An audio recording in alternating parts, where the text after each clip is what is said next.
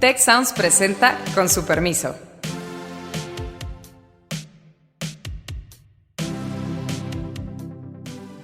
Con su permiso, yo soy Carlos Elizondo. Hoy me acompañan Beata Boina, Alejandro Poiré y Héctor Villarreal en nuestro primer programa del año.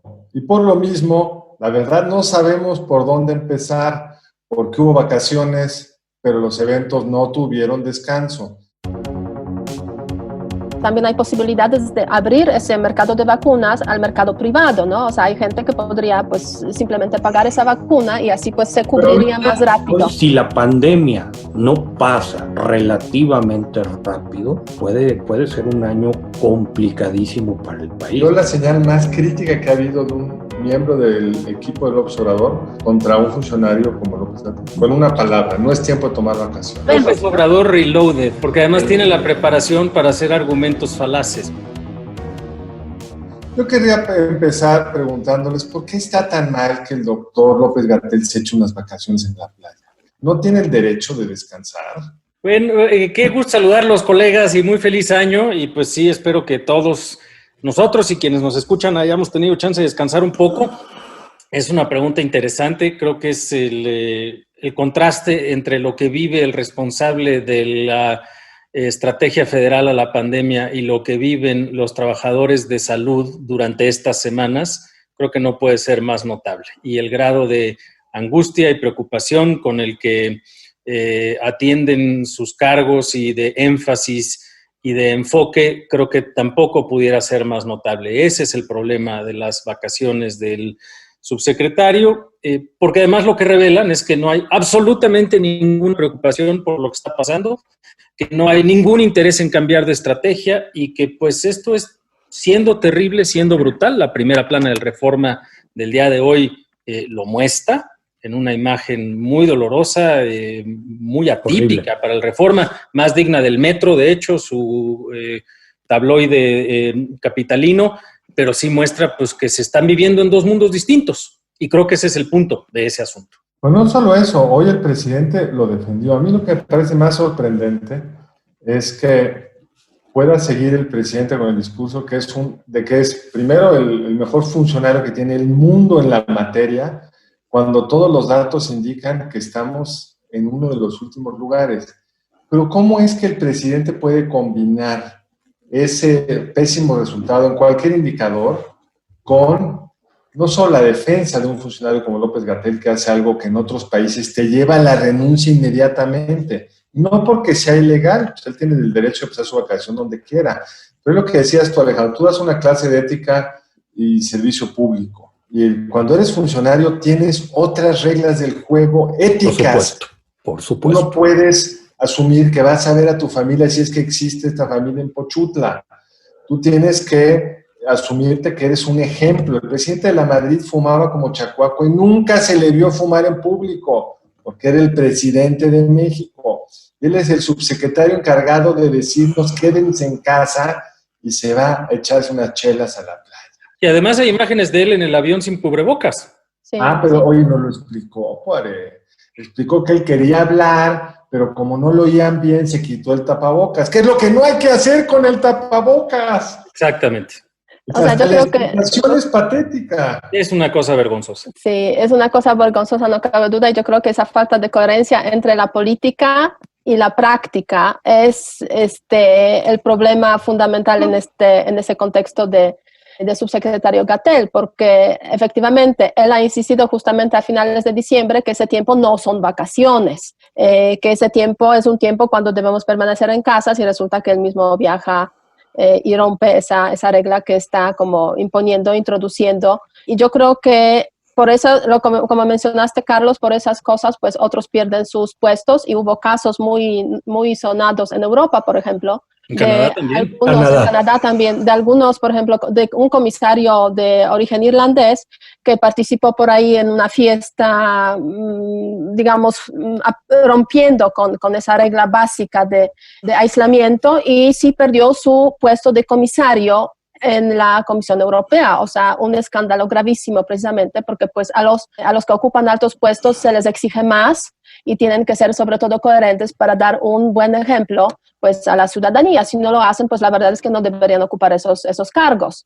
Yo tengo 3 puntos muy rápido, Carlos. Mira, a mí el discurso del presidente no me sorprende.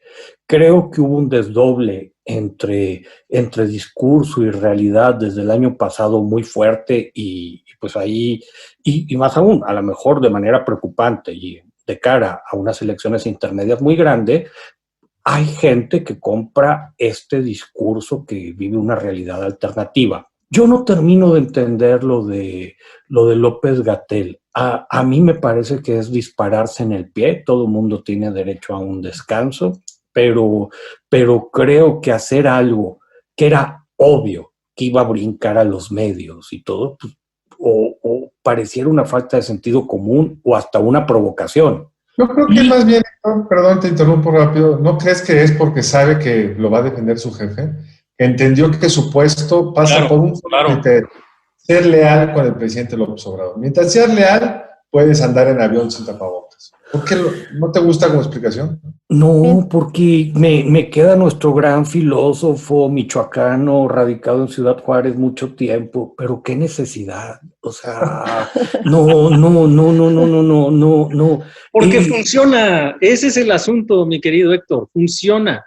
Eso es algo de lo que quienes nos acompañaron en el episodio final del año pasado con Chucho Silva Gerso, creo que fue muy claro en sus conclusiones, en decir, lleva 3 meses en el desastre la administración, radicalizando algunos de los rasgos más preocupantes con los que arrancó, y uno de ellos es este desdoblamiento de la realidad. No importa la realidad, lo que importa es lo que diga el presidente en las mañaneras, y pues si López-Gatell es consistente con eso, ya, eso es lo relevante. No importa si el sufrimiento se mantiene, no importa si estamos en los peores niveles de acceso a la vacuna, de cobertura de pruebas, como desde el principio. Hay un desorden en las cifras de hospitales disponibles, camas de hospital disponibles en todo el país. Más recientemente se acaba de revelar otro dato discordante en Ciudad de México, etcétera. No importa.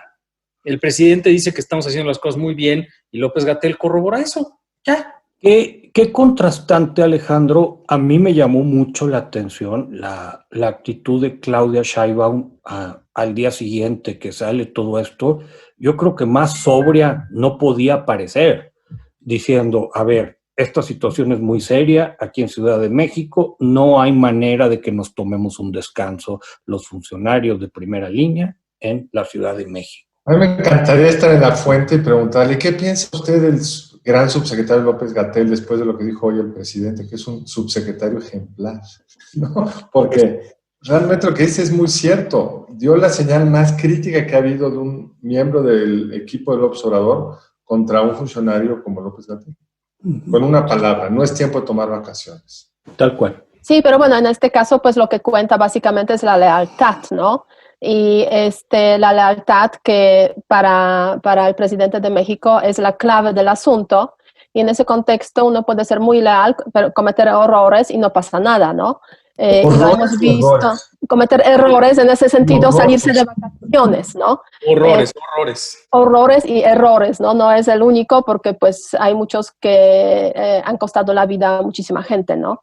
Y en ese contexto, pues es un error garrafal, pues exponerse de esta forma, pero lo que cuenta es básicamente la lealtad, y yo creo que esa capacidad también hasta cierto punto maniquea de López-Gatell de explicar cosas inexplicables. Y eso es una gran... Es un doctorado. Sí, así es. Dice muy bonito que no dice nada. Hasta cierto punto se podría decirse que sería un perfecto funcionario en un régimen comunista en la Unión Soviética, que hubo muchos así, digamos, con buena preparación, muy educados y capaces de explicarlo todo usando argumentos científicos. Y claro, a lo que eso llevó, pues ya sabemos. Es un López Obrador reloaded, porque además tiene la preparación para hacer argumentos falaces, pues López Obrador es más capaz desde el punto de vista carismático populista, ¿no? También para decir cosas incomprensibles, etcétera, pero acá sí es cierto, porque sí... La dice de corrido. Sí, además. Sí. Hay una... Ahora, a mí lo que me asombra en todo esto es la capacidad para la improvisación en el tema de la vacuna. el presidente ha dicho dos cosas que son sorprendentes. Uno, lo dijo hace unos días, que la vacuna esta china de la empresa CanSino iba a arrancar en enero. O sea, ya. Sí. Y es una vacuna que no está aprobada en ningún lugar del mundo. Está apenas en la fase 3. Pero luego salen con otra ocurrencia que es realmente preocupante. La idea de que van a vacunar primero a los adultos mayores que se encuentran en los pueblos más perdidos del país por una justicia social de no sé qué tipo. Digo que no sé qué tipo porque lo lógico es empezar donde está la crisis de salud. Claro. Hemos tenido récords de muertos en las ciudades importantes, principalmente la Ciudad de México. Los países serios están acelerando su vacunación, la están acelerando en las ciudades, están discutiendo si poner solo una dosis a todos, espaciar la segunda dosis, porque es crítico romper el ciclo de la enfermedad. Y quiere llevar la vacuna a lugares alejados del país donde la enfermedad pues, existe de forma mucho más marginal. Y además la vacuna esta CanSino, según una doctora citada en el Excelsior, en la segunda fase, parece no funcionar con la gente de más de 50 años. Es la improvisación tras la improvisación. Déjame aquí ser mal pensado, Carlos. Pues es un pretexto estupendo para traer cientos, si no miles de cuadrillas recorriendo el país. Pero es que es criminal, Héctor. No, pues costo efectivo, todo a lo mejor no hace ningún sentido, más aún, es una enfermedad ligada a aglomeraciones. Pero no es improvisación, es siniestra cálculo político. Ese es el asunto, yo pienso, ¿no? También hay mucha improvisación. Fíjate, ahora, y creo que igual hay que hablar un poquillo de esto también, pero revisando los intentos que hoy, mientras grabamos esto, están ocurriendo en el Congreso estadounidense por robarse la elección. No les alcanzan los votos, pero están intentando robarse la elección los trumpistas. Un colega nuestro, Gabriel Aguilera, comentaba que a él le preocupaba mucho lo que sería una persona tan perversa como Trump si fuera un poquito menos flojo, más trabajador, más ordenado y más estratégico. Y son los puntos un poco de lo que estamos viviendo en nuestro gobierno actual, porque genuinamente tenemos un liderazgo con una capacidad política extraordinaria, pero orientada a un propósito exclusivamente político, en el sentido de mantener y conservar y acumular poder. Y creo que aquí hay un poco, sí, de mucho talento para eso, sí, de mucha capacidad sistemática, o sea, todo está orientado hacia ello y en muchas ocasiones han tenido éxito, pero el impacto que esto tiene en términos de política pública y de resultados para la gente es justo lo que tú decías, Carlos, es criminal y es costosísimo. Y la pregunta es si va a alcanzar desde el punto de vista político y a qué costo. Porque, en fin, una vez más, esta cosa, sí, que por supuesto, son las cuadrillas de trabajadores para generar toda una estrategia clientelar. Ya lo dijeron, que son los representantes de los nuevos programas sociales, quienes van a estar haciendo una parte importante. Nadie más puede participar en la vacunación y van a enfocarse en áreas en donde esperan tener pues, mayor rendimiento electoral. No lo han dicho así, pero es claro que eso es lo que se está intentando. Y esa es toda la lógica. Están haciendo los anuncios públicos como si fuera un gran logro de unos cuantos miles de vacunas que vamos en último lugar en la región en términos de nuestra cobertura de vacunación. Pero la pregunta es si esto va a alcanzar. Mientras la ciudad con el... Exacto, con una crisis brutal. Es decir, a Trump no le alcanzó. Su estrategia no le alcanzó para ganar, pero en la siguiente elección perdió el Congreso, en la siguiente elección perdió la presidencia y en esta más reciente de Georgia va a perder el Senado. Todo perdieron los republicanos por irse con esa estrategia. Pues a ver qué pasa aquí, ¿no? Porque la verdad es que el plan, o sea, la estrategia que tienen aquí en el gobierno es finalizar la vacunación de las personas mayores de 60 años hasta finales de marzo. O sea, hay como fechas, se puede decir, claramente establecidas y en este sentido, pues es muy fácil después hacer cuentas. Si no salen, pues a ver cómo, digamos, los que pues presentan algunas alternativas, pues pueden también usar ese argumento para pues cambiar un poco las reglas de juego, cambiar un poco, digamos, la composición de la Cámara de los Diputados para pues tener más posibilidades de hacer frente al presidente. No tengo la certeza de que tengan esa capacidad de usar argumentos de forma correcta, pero bueno, lo veremos, ¿no? se podría decir, ojalá esa estrategia funcione, ¿no? Porque la verdad es que están en juego las vidas humanas y ojalá se consiga vacunar a las personas mayores de 60 años hasta finales del mes de marzo. Pero por lo que estamos viendo en ese momento, pues la verdad es que no parece que vamos bien en esa dirección, porque hay muchos fallos ya que se han visto en el contexto de la vacunación y también ciertos temas logísticos, ¿no? O sea, por ahí hemos visto que un funcionario alto del ejército dijo, no, es que se abrió la nevera, o sea, el congelador con anticipación, entonces tuvimos que acelerar no sé qué cosa. Eso digamos, son fallos en la cadena de frío, ¿no? Que pues se evidencian con tanta claridad. Así que habrá que ver cómo funciona eso, pero la verdad es que el costo es muy doloroso para la gente que está perdiendo vidas, ¿no? O sea, en Israel, que es más avanzado, 15% de la población ya está vacunada. Es el país más avanzado en este sentido. Y ciertamente es muy complicado y todos los países están están luchando con ese tema. Muy por debajo de las expectativas. Sí.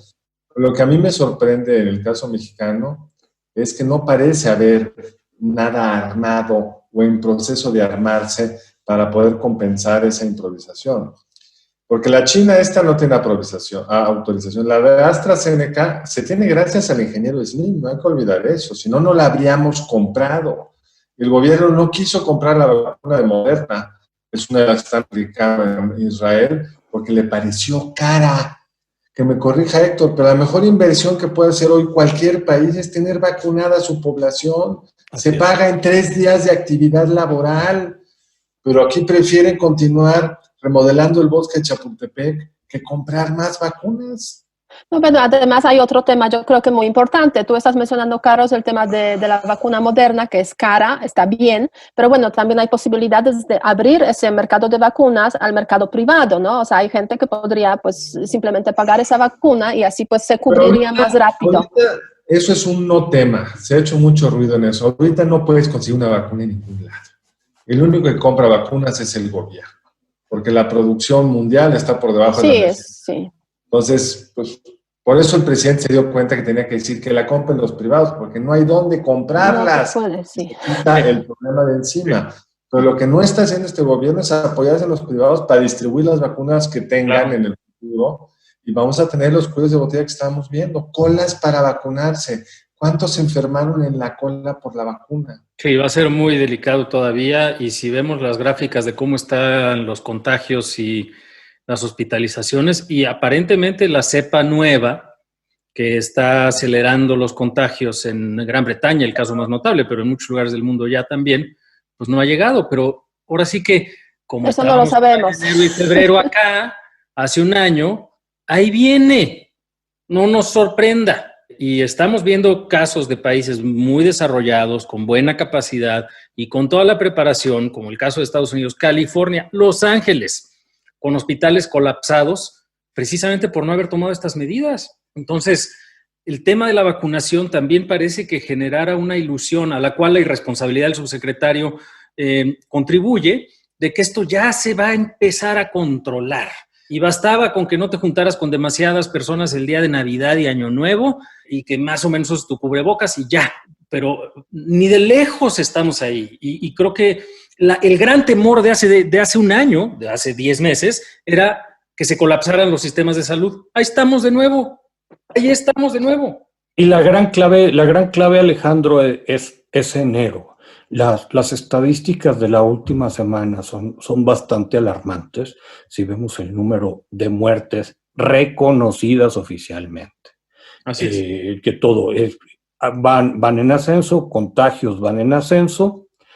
Y hay aquí, yo creo que 2 escenarios relativamente divergentes. Si esta tendencia no se detiene, podemos tener un primer trimestre del año muy complicado. Entonces, urge un cambio en tendencia, con un febrero de transición, con una entrada de primavera, con un poco de suerte más caliente, que pudiera de alguna manera aminorar efectos. Pero ahorita hay mucha incertidumbre que yo creo que nos vamos a tener que chutar al menos un par de semanas más. O sea, además, sí, yo creo que hasta incluso más. El haber manipulado los semáforos hace 2 o 3 semanas. Además, claro. Haber declarado el semáforo rojo antes, como Claudia Sheinbaum con toda razón presionó para que se hiciera. Y ahora veremos en las siguientes semanas, pues todos los viajeros tipo López-Gatell que se tomaron la vacación y se fueron a jugar a la playa, pues van a generar una nueva oleada de contagios que le estaremos viendo en algunos días, porque así es este virus, ya lo conocemos. Los países que manejan un poco mejor esto, pues se anticipan, cuando ven que está subiendo los contagios, lo tratan de frenar antes, como lo va a anunciar hoy seguramente Canadá, como lo anunció ayer el Reino Unido, pues ni modo, es horrible, es muy difícil para un país como México que la gente recibe cero apoyos, un cierre brutal como el que medio se hizo en marzo, pero el sistema hospitalario de la Ciudad de México ya está rebasado. ¿Qué está más de 80%, 85%, pero creo, esos de la capacidad. 85%, Beata, son inventados. Claro, ¿no? sí, pero bueno, hasta sabes, sí, incluso en ese contexto ya lo reconocen, pues la situación debe ser muchísimo más difícil, ¿no? Y en ese sentido yo creo que el 2021 lo que se esperaba es que iba a ser un año de la transición hacia la normalidad, es lo que todos esperamos para este 2021. Y en ese sentido, viendo cómo comienza este año en México, pues la verdad es que esa transición hacia la normalidad en los temas sanitarios, en los temas económicos, pues puede tardar bastante. Y yo creo que hay otra información muy alarmante que viene precisamente también del Reino Unido y que deberíamos tomar en cuenta aquí igualmente. Hace poco el secretario de Salud, el ministro de Salud del Reino Unido dijo que incluso en otoño puede que haya medidas relacionadas con confinamiento o ciertas restricciones de movilidad, porque no están seguros que van a controlar la pandemia para otoño de este año. Y eso sí que yo diría es una noticia muy alarmante, porque pues pone en cuestionamiento toda esa expectativa de que este 2021 pues regresaremos de alguna forma a la normalidad. ¿No tú quieres cerrar con una nota deprimente para nosotros y para el público? No. No, quiero decir que hay que cuidarse, tomar todos esos factores en cuenta, obviamente pues buscar formas para pues funcionar en la medida de lo posible. Afortunadamente hay ciertos ámbitos donde sí se puede funcionar online, ¿no? Obviamente no son todos. Hay muy pocos, ¿no? Para mucha gente, pero la verdad es que en ese sentido, o sea, las políticas relacionadas con el tema de COVID que se están haciendo aquí en México, pues deberían tomar en cuenta todos esos elementos para, pues, no sé, acelerar el tema de la vacunación, por ejemplo, ¿no? O sea, a mí me preocupa mucho algo que Beata está diciendo. Yo creo que, por un lado, encontramos una fragilidad económica muy importante en el país, particularmente en algunas regiones. Por otro lado, están las mendigas elecciones. Entonces, que todo se va a estar viendo a la luz electoral, etcétera, etcétera, etcétera. Entonces, si la pandemia no pasa relativamente rápido, puede ser un año complicadísimo para el país. Esperemos que no sea el caso. Pues mira, hay solo una forma que la pandemia pasara rápidamente, que sería una estrategia de vacunación tipo Israel, que llevan al 15% de la población ya vacunada y que en unos meses seguramente habrán logrado vacunar a todos o a una gran proporción de la población. Solo así se va a poder hacer la normalidad. E incluso ahí, como apuntabas tú, Beata, no sabemos cuánto dure la inmunidad. Se haya que hacer una segunda campaña de vacunación en otoño, cuando nosotros apenas tenemos, con suerte, terminando la primera. En fin, no se ve fácil el 21, no es con ánimo de deprimir en este primer programa del año, al contrario, buscamos ser lo más puntuales posibles. No sé si quieran decir alguna palabra final. Ay, déjame una nota para la gente que nos escucha. Me llamó mucho la atención, digo, porque fue bastante bizarra, pero la traía el Financial Times. Hay gente que especula que la década que va a entrar puede ser en términos económicos un espejo de lo que ocurrió en los fabulosos 20s en el siglo pasado, de mucha exuberancia, de mucho crecimiento, de un replanteamiento de una serie de tecnologías, precisamente en gran parte consecuencia de un rebote de todo lo que tuvo que vivir aceleradamente el mundo por la pandemia. Entonces, lo dejo ahí como una nota de esperanza. No sé qué tan probable sea, pero bueno. Por la pandemia y por la Primera Guerra, ¿no? A nosotros nos toca hacerlo, pero sin la guerra, afortunadamente. O sea, afortunadamente. No, pero a ver, ese argumento es muy bueno, porque yo ya lo había escuchado antes, no en una fuente tan selecta y educada como el Financial Times, sino literalmente en un podcast de béisbol, y que hablaban justo de los Roaring Twenties y cómo es una cosa que puede ocurrir. Y ellos estaban pensando en el retorno a los estadios de béisbol, ¿no? Que pues, sí, obviamente a quienes nos gusta ese deporte o cualquier otro, pues se nos antoja regresar al estadio más que lo que hubiéramos vivido hace un año o dos, obviamente. Pero ellos estaban hablando del efecto comparable a la guerra en el sentido de que lo que estamos viviendo, y en aquel entonces también la influencia española, así llamada, lo que estamos viviendo sí es de una dimensión de disrupción, de costo en vidas, de costo económico, y de costo en términos de un montón de cosas que estamos viviendo, comparable al efecto de una guerra. Esa es la realidad. Entonces, pues ahí luego nos pasas la referencia, Héctor, para tener una fuente un poco más digna o menos popular para hablar de los, ojalá, fabulosos 20s, que van a empezar, por lo que nos dicen Beata y Carlos, pues por ahí del 2022, si acaso, ¿no? Siendo ya muy optimistas, pues, ¿no? Yo creo que es el problema, y con esa pregunta querría terminarle preguntando a nuestro público. ¿Ustedes creen que el 21 va a ser mejor que el 20 o peor? Es decir, ¿creen que arrancan los alegres 20s este año o estarán arrancando hasta el 22 o 23? Pues muchas gracias por acompañarnos, colegas, muchas gracias por estar en este podcast juntos. Los esperamos en nuestra siguiente emisión de Con su Permiso. Si quieres conocer más sobre el comercio y los negocios, te invitamos a escuchar Territorio Negocios, el podcast en el que hablamos sobre las nuevas tendencias de innovación, emprendimiento, finanzas y liderazgo en México y en el mundo. Escúchalo en Spotify, Apple Podcast y Google Podcast. Muchas gracias al equipo del Tecnológico de Monterrey y de Tech Sounds. Productor ejecutivo de Tech Sounds, Miguel Mejía. Productora de Con su Permiso, Alejandra Molina, y postproducción, Max Pérez. Les invitamos a escuchar el siguiente episodio de Con su Permiso y el resto de programas de Tech Sounds en los canales de su preferencia.